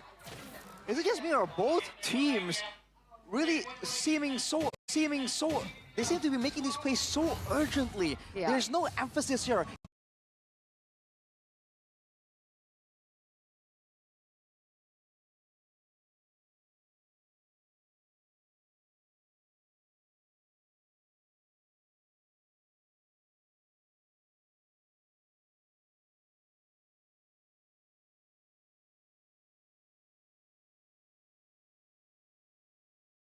More decisively than just trades. Now with the Lord up here, can Rrq force Bigetron into something? Turret down below though. It has been looking more like a brawl, but BTR, I think they've set up properly. I haven't seen it, but they have gone all the outer turrets. They have still been able to do that despite the tempo of the game. That mid tower still fell, the bottom tower still fell. So Rrq are the ones kind of drowning in their own chaos. Looks like Edok is looking for an opportunity to strike here. They do have the combination with Dyron as well to get that hook down, but it actually misses. Oh, flicker bloody hard from Edok! Sutsujin in the back, diving in as the airstrike lands. Luke trying to survive now. That's gonna be Annabelle! Getting rid of Rins, getting the shutdown down. Edok running away. An iron hook over to Luke this time. Toy being fed kills by the man who does not miss on the Franco.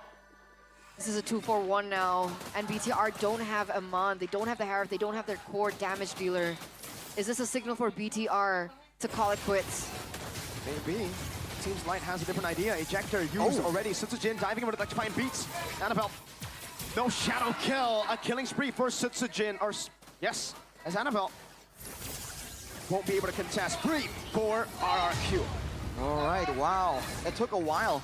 All the while, by the way, the lane on the top side was pushing slowly but surely for Bigetron, but because Rrq were able to find that moment there, hang on a second, the tower is still taking some damage there. Man, Rrq are really letting go of some of these waves, it seems like. It's definitely a weird sight to behold, but now they're finally at the gold advantage and they have the lore to play around with. They have the good siege with the Death Sonatas and the Feather Airstrikes. What's the move here? Do they want to catch Bigetron off guard, or do they want to just play template? It's huge range. It's huge range. I think they want to feed that gold onto... Oh, wait a second. Edok walks a bit too aggressively. Dyron, Glorious Pathway. Another Glorious Pathway from Moreno, but he still gets away. Now the Death Sonata shots down to get this turret, and it will be a tier 1 in the mid lane, a tier 2 down below. With Edok down, I don't think Rrq can extract maximum pressure with this Lord push. Nope. So everything that they did leading up to this point, BTR should be able to clear this no problem. And they will indeed. But that is going to be Rrq equalizing. Just about equalizing when it comes to the turrets. So they're going to have more control here to send Dyron out to chest to scout out, for Rins to hide in bushes for the big ambush, for Edok to set up for some of these hooks. So that's going to be an interesting change right here, to say the least. 90 seconds to go before the next huge objective. You can see Rrq moving together. They don't want to fall victim to an ambush like earlier, and Bigetron are respecting it. They gotta so much kill pressure as long as Doc doesn't get seen. Ooh, everyone gets seen right there though. Annabelle probably trying to go for, I thought I was going to go for some kind of trade. Rrq rotating to the purple buff now. Do they see it? They do. They can pressure Annabelle off this. Whoa! Oh, Iron Hook. No Blade Hunt just yet. Saving it now. As Light walks up, they're going to be baited into a tough spot. Luke in a pinch point. Oh! Oh! The airstrike deals with the immortality. The Iron Hook actually does not land. Oh! Missed time, and Luke gets away. That was close. That was super close. But with that failed attempt, it looks like Rrq are going back into their own jungle, giving BTR a little bit more space to work with. And Mon, how far is he on his item? He already has the Holy Crystal. Yep. Working on the next item.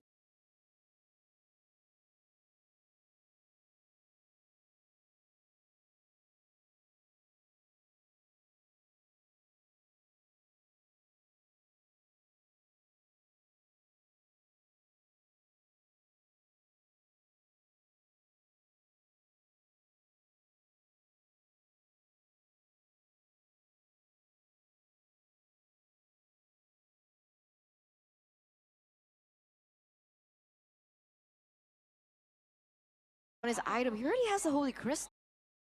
Test this.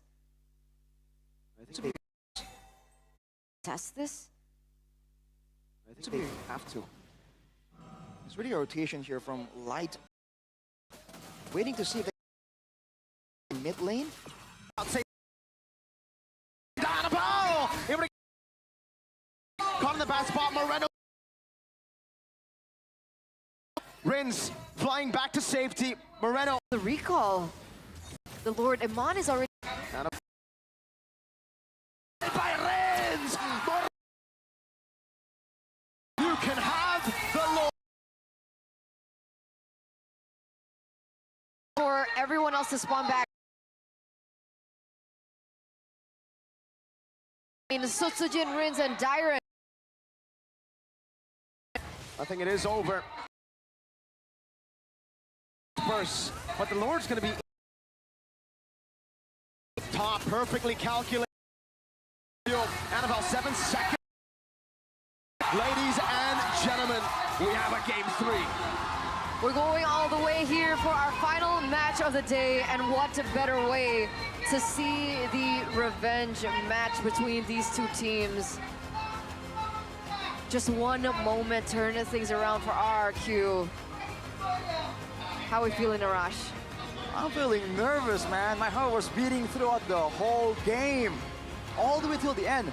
Game number 1 was pressure building up again and again before the final big team fight.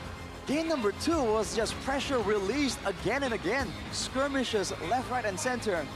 Might I remind you, ladies and gentlemen, that this game has, what, almost 40 kills in it.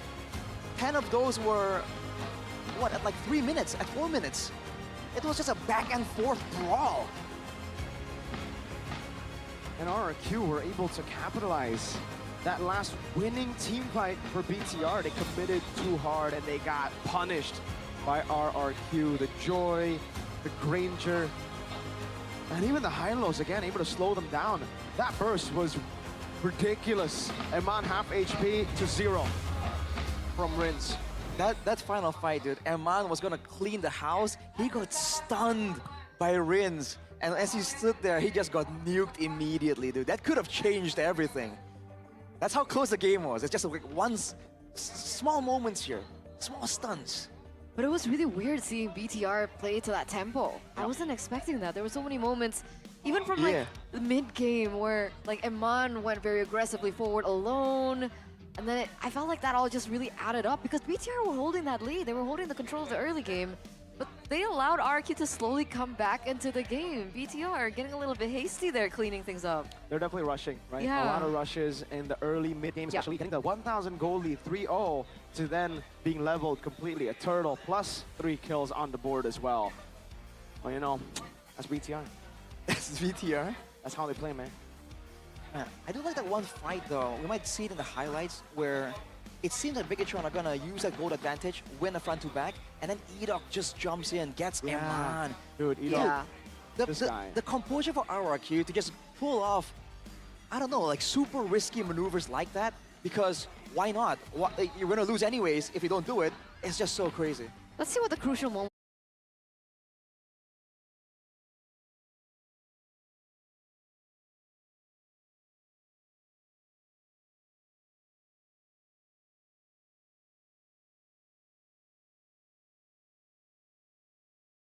I don't know if that's coincidence, whether it's just perfectly timed. It really worked out in RRQ's favor. And it looks like the player of the game for that game number 2, presented to you by the official tournament smartphone Samsung Galaxy A36 5G, goes to Sutsujin on the Joy. Yep. La Mercenaria. La Mercenaria. Mercenaria. When he gets comfort pick like a Joy, this man is redonkulous, brother man. Okay, this was one of the first engagements in the early game, and you can see that Bigetron were able to get 3 kills for nothing. And it seemed like, oh boy, RRQ might have already messed up the early game, but afterwards, moments like this where, I don't know if it's Bigetron being rushed into mistakes, but it seems like it's just chaos. Look at where Sutsujin is. Look at what the team is doing. It's almost like RRQ says, you know what? We can't beat Bigetron in that calm, slow, calculated, patient style. Let's just go all in. Let's go for this brawl style, and at least make things difficult for Bigetron to at least get a grasp on tempo-wise. And by all means, there were moments like this where the backline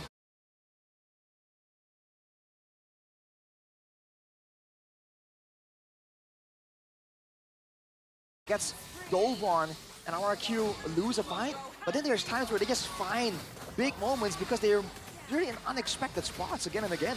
Yeah. This was it. What a play from Edok, man. He got engaged on, he decides to flicker into the back, finding the Harith, and there was no CC to help him. And before this, later, there will be the final fight where Light concealed together with, look who it was, right here, actually. Lighten him on. They got Toy immediately. So his DPS wasn't present in this fight at all. And yet somehow Sutsujin, again, held it down. And this was just a risky move from both teams. And it just seems like risky is what RRQ lives for. Again, there are so many ways that could have gone wrong, but somehow it went good for RRQ. I mean, in that moment, did BTR really have to force that? No. Yeah, that was just a classic BTR kind of play. That was definitely unnecessary, yeah, from Eman. For Light, I think he was kind of dead already. It was a Jawhead that has already used, most of his skills. But Eman, he had a flicker, I believe, and he had everything in his arsenal to get out. There was also Moreno to provide backup if RRQ went for the chase. And it could have been well, it would have been a useless Lord, sure. Because Annabelle was taken down, Light was taken down. It would have been cleared out for sure. But that was unnecessary. Yeah. Agreed. Because at least they'll deny the Lord from being in the picture, in play at all. And like we mentioned in the mid-game, it seems like both teams, funny enough, even more so for RRQ, how many times did they go for a fight, go to even the scoreboard, and let their turrets fall to minions? Yeah. It was such a weird feeling seeing that in the MPL. That looks, that's something I would see in my ranked games, right? People just, I want that kill. Chase us too far, we lose a base turret. They lost the base turret, right? From minions. Yeah, they did. Wow, bottom dude. lane. Mid-game also, targeting for Rrq Hoshi was kind of interesting, right? They wasted a lot of resources, I think, that one moment where they targeted Luke, I believe. And then, because of all the resources that were spent to take down Luke, Annabelle comes in last minute and just like wreaks havoc onto the rest of the members from RRQ. But after that, it looked like RRQ adapted, right? They were able to get Eman. That was a really good pickoff, like you guys mentioned in the highlights. But it was a messy game, I think, for both of these teams. Looks a bit too instinctual Very, for MPL. very ego-driven in moments. They really wanted to get it done, man. They really wanted to get a 2-0 with a statement. Yeah. And they ended up having to play a third game here, and it could be an RRQ victory. Momentum back on their side. Yeah, especially with the mental situation here. They were thrust from a super long, focus-driven game into a full-on mechanical brawl.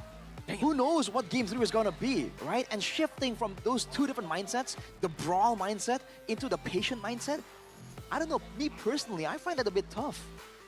If we're playing the pattern game, The pattern Okay, game. Okay. whoever gets joy Oh. wins the game. Oh, man, So I don't who's know. gonna be I blue just want to side? say, this Franco is still sitting at 100% win rate, man. This This what? Franco. Franco 100% win rate. Still. Doc, you Franco Lord, you. That's why it was banned out in game 1, was it Yeah. not? Name it Franco, That's man. why. Franco. This guy is half Franco. It's half Franco. Half Franco. Not this.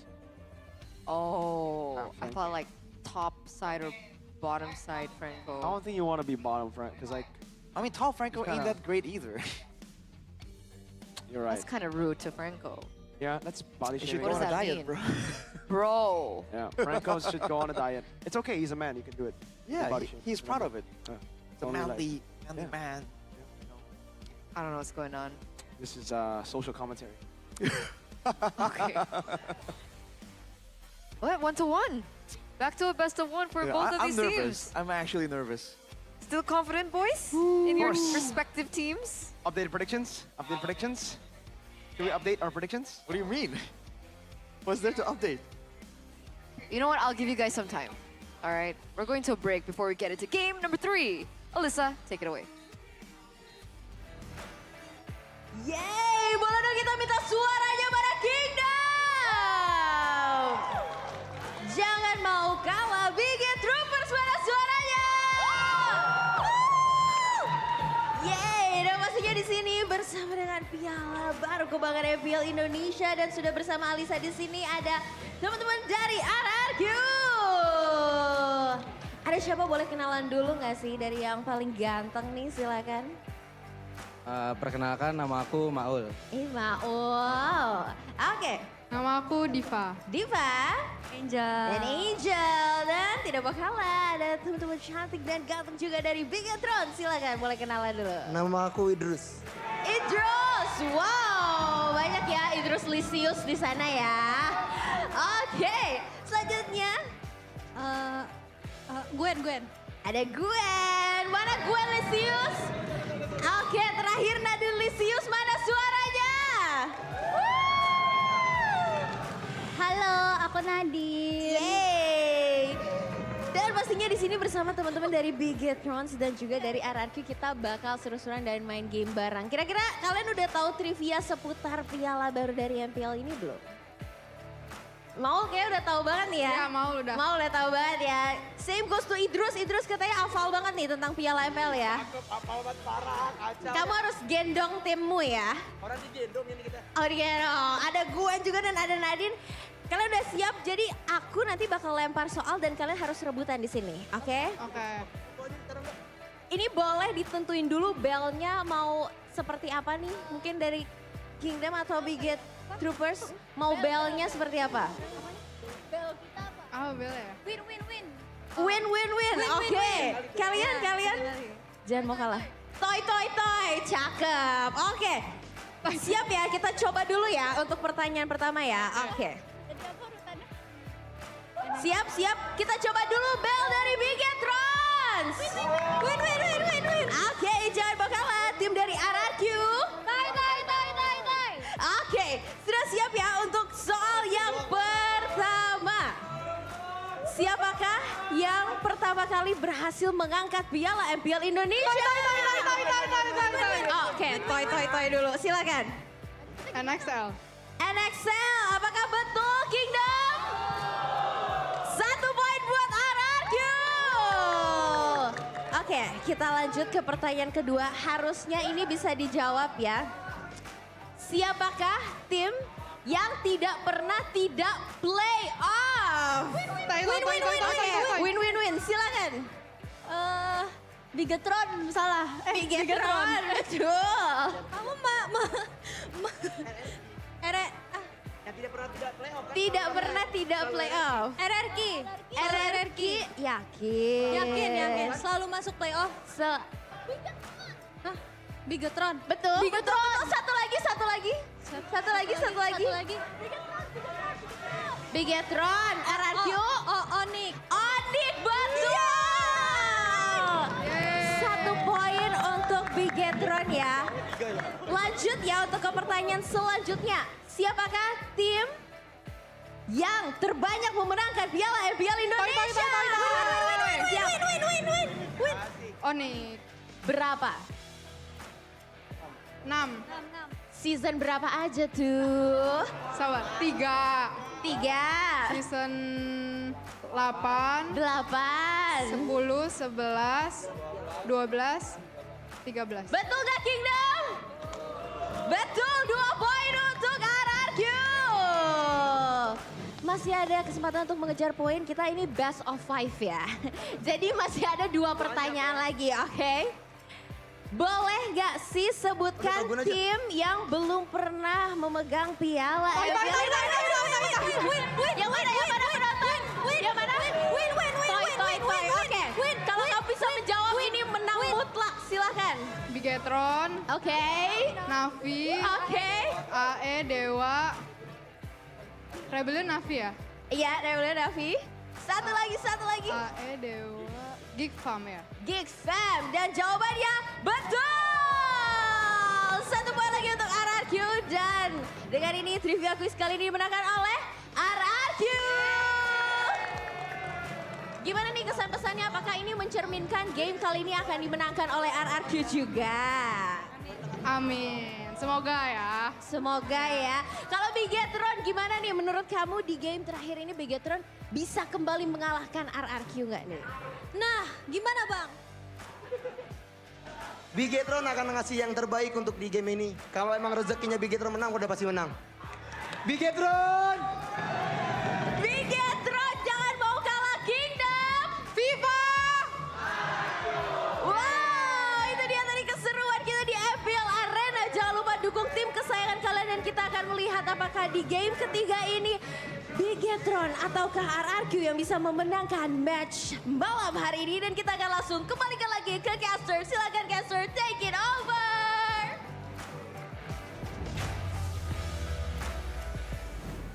Back to a best of 1 between RRQ and BTR. And now we're going to do updated predictions.